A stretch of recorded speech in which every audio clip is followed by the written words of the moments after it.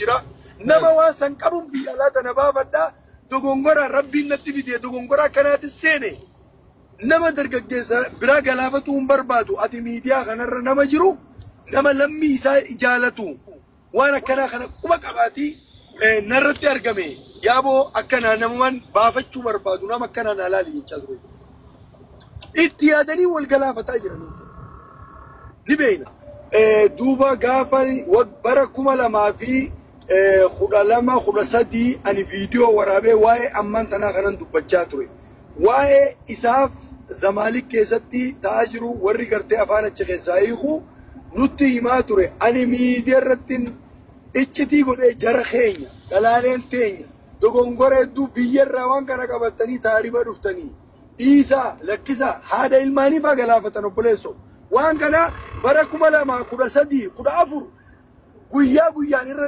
deebi'ee dubbachaa ture jechuudha. Itti yaadeetti namoota irra deemee hanqabame jee nama galaafataa ture nama tokkicha kan dargaggeessa meeqa galaafata ijoollee andareejii osoo himu namni na dhaga'uu didee jechuudha.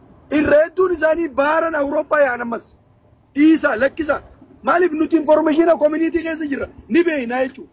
Dubartii ilmaan qabdu haadha ilmaanii osoo jaarsa Suuditti dhiiftee jitti sagalgaalummaa dalaytu yuunivarsiitii fi Itoophiyaarraa maafiyaan Adaamaa tanarraa yaatetti dhuftee jitti galaafata.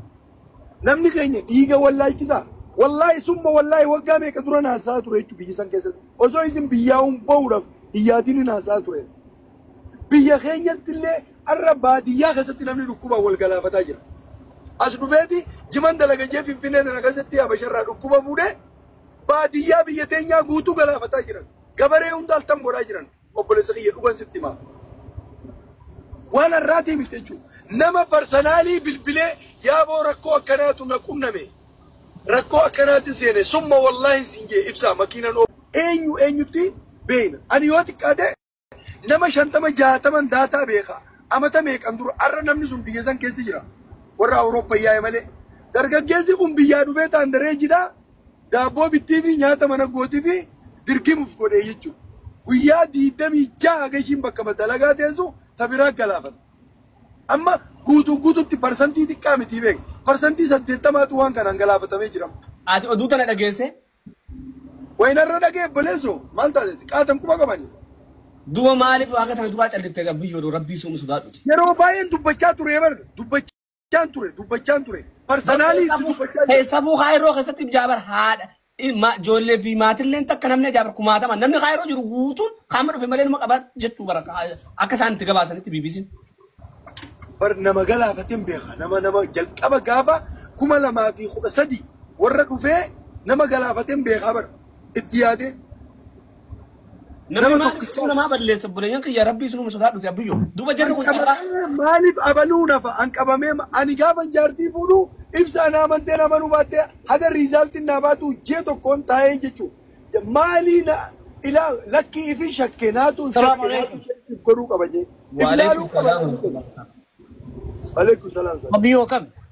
Jirtaa boo? Ani riippoortii kana dhageenye. Ayyee? Ammoon ibsarraa dhagayaa jira. Ayyaa. Garuu wanni kana biyyuma addunyaa hundarratti nama tokkoo fi lamaa fi sadiirratti argamuu wama jiraati beekta. Ayyee. Garuu riippoortiin amma BBC hime jettan kuni ani akka yaada kiyyaan dubbadha wanni illee dhaggeeffanne beekta riippoortiilee guutuun dhaggeeffanne. Maqaballee sanatti fakkaata. No. No. Yaada kiyyaa beekan riippoortiin dhaggeeffanne. Mee dhaggeeffatu isaati ka'e? Dhaggeeffatu nan bana.